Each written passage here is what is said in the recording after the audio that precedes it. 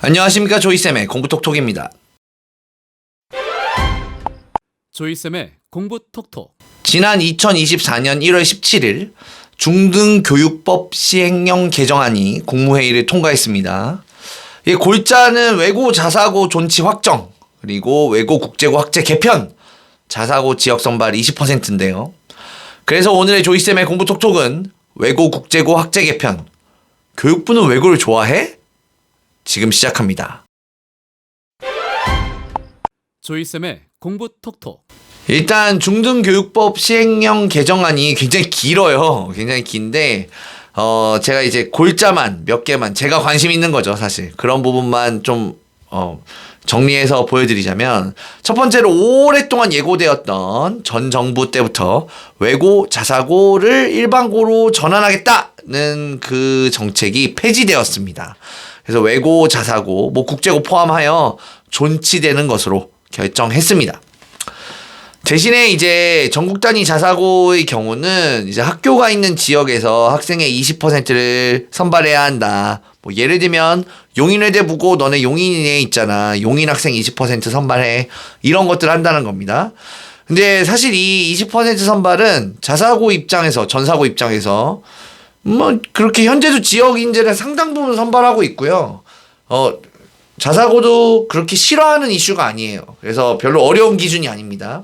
그래서 현재와 바뀌는 입시가 그렇게 크게, 입시가 막 달라지거나 경쟁률이 막 바뀌거나 그럴 것 같지는 않습니다. 두 번째는 외고 국제고를 통합한다는 방향인데요. 요게 두 학교가 통합한다는데 이게 어떤 것이 바뀌게 될까요? 조이쌤의 공부톡톡. 일단 이 통합을 말하기 앞서서 두 학교의 차이를 아셔야 이게 통합이 되면 이렇게 되는구나를 알 수 있거든요. 외고와 국제고는 입시 과정은 같습니다. 중학교 2학년, 3학년의 영어 점수와 출결을 봐요. 그리고 점수로만 보면은, 물론 나중에 이제 면접도 보고 자소서 써야 되지만, 동점자가 많은 경우, 영어 점수에 동점자가 많은 경우, 국어와 사회 점수를 같이 봅니다. 요즘 동점자를 가릴 만큼 지원자가 엄청 많거나 그렇진 않아요. 그러니까 현재 기준으로, 2024년 기준으로는 영어 점수만 들어간다, 내신은 그렇게 보셔도 과언이 아닙니다. 현재 두 학교의 차이는 입학 후에, 외고와 국제고의 차이는 입학 후에 배우는 과목, 학교 안의 커리큘럼의 차이인데, 외고의 경우는 영어를 비롯한 외국어와 관련된 과목을 필수적으로 막 깔아줘야 돼요. 외국어 고등학교니까요. 예를 들면 영어, 심화영어, 실용영어, 고급 영어, 중국어, 일본어, 프랑스어, 독일어, 이런 것들을 막 관련 과목을 많이 깔아야 돼요. 그래서 고등학교 2학년, 3학년 때도, 심지어 이럴 때조차도 언어 관련 과목이 많습니다. 국제고의 경우는 좀 달라요. 언어 과목은 외고보다는 좀 적고, 국제 관련 과목이 더 많습니다.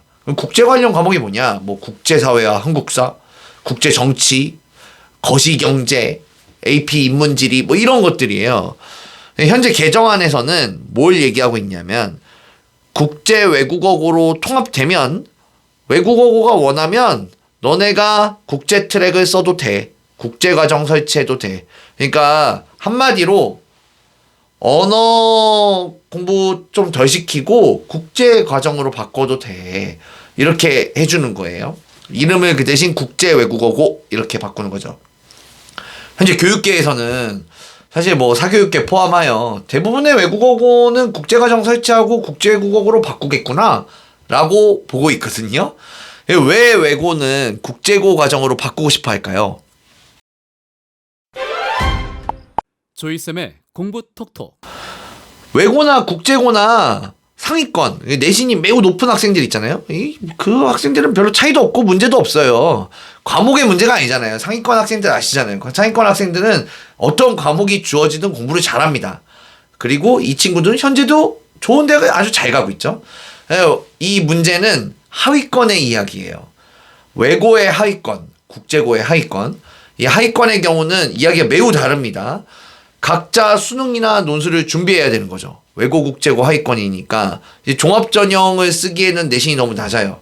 그러니까 외고나 국제고나 하위권 학생들은 각자 도생, 수능을 보고 논술을 준비해야 돼요. 그런데 이 학생들에게 영어 공부보다 사회 공부가 훨씬 더 도움이 되거든요. 외고 국제고 학생들이 어차피 들어갈 때부터 영어 잘하는 학생들이었고 영어 모의고사 점수 되게 잘 나올 텐데 엔간하면 다 1등급 나온단 말이에요. 그러니까 절대평가, 게다가 영어는 절대평가고요. 그러니까 모의고사에서 절대평가인 영어 공부보다는 상대평가인 사회 공부를 더 수준 있게 많이 하고 싶죠. 학생들은. 물론 학교도 그렇습니다. 학교도 더 많이 가르치고 싶죠. 많이 준비해주고 싶고. 그래서 이번 외고 국제고 통합 과정을 통해서 외고들은 국제과정을 도입해가지고 하위권 학생들의 진학률을 올리고 싶어할 가능성이 높아요. 외고 국제고의 하위권 학생이지만 실제로는 공부 능력이 꽤나 좋은 학생들일 가능성이 높잖아요. 그래서 이럴 경우 국제고 입장에서는 좀 불리해질 수도 있죠. 상대적으로. 상대적으로 인문계열 자원들이 꼭 국제고를 가야 해 라는 그런 선택할 이유가 좀 떨어지잖아요. 외고에서도 똑같은 걸 한다고 하니까. 게다가 이런 경우가 있어요. 현재 외고만 있고 국제고가 없는 지역들이 있거든요.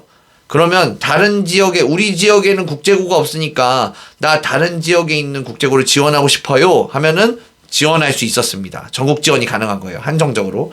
그런데 만약에 외고 국제고가 통합될 경우 이런 외고만 있는 지역은 다른 국제고를 쓸 수가 없어지죠. 자, 예를 들어 무슨 지역이 있냐면 김포, 안양, 과천, 성남 이런 지역의 경우 외고는 있는데 국제고가 없잖아요.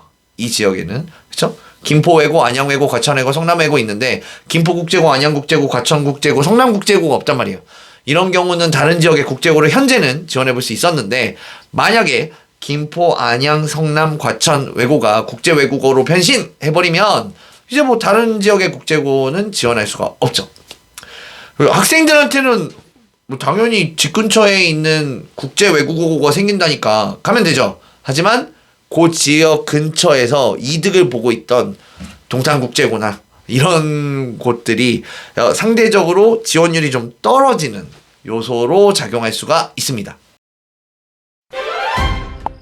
조이쌤의 공부 톡톡. 2024년 현재 중학생인 분들이 보시면 도움되시라고 만들었어요. 예전보다 외고에서 정시 준비가 더 가능해졌으니까 외고에 가서 하위권 등급에 눌릴 거 너무 겁먹지 말고 외고를 더 생각해 보셔도 된다. 예전보다는 더 괜찮다. 라고 그런 생각으로 지원하셔도 되고, 그 국제고 같은 경우는 전년도보다 경쟁률이 좀 떨어질 수 있습니다. 약간이에요. 근데 사실 크지 않아요. 전국 지원 많이 안 하니까. 또한 이제 자사고, 외고, 국제고 이런 특목고를 지원하실 분들은 이제 앞으로 일반고로 전환될 일은 졸업하실 때까지 절대 없을 것 같죠. 그러니까 특목고 생각하시는 분들은 안심하시고 지원하셔도 되겠습니다. 많은 중학생분들에게 도움이 됐으면 좋겠고요. 지금까지 조이쌤의 공부톡톡이었습니다. 좋아요와 구독. 땡큐 땡큐.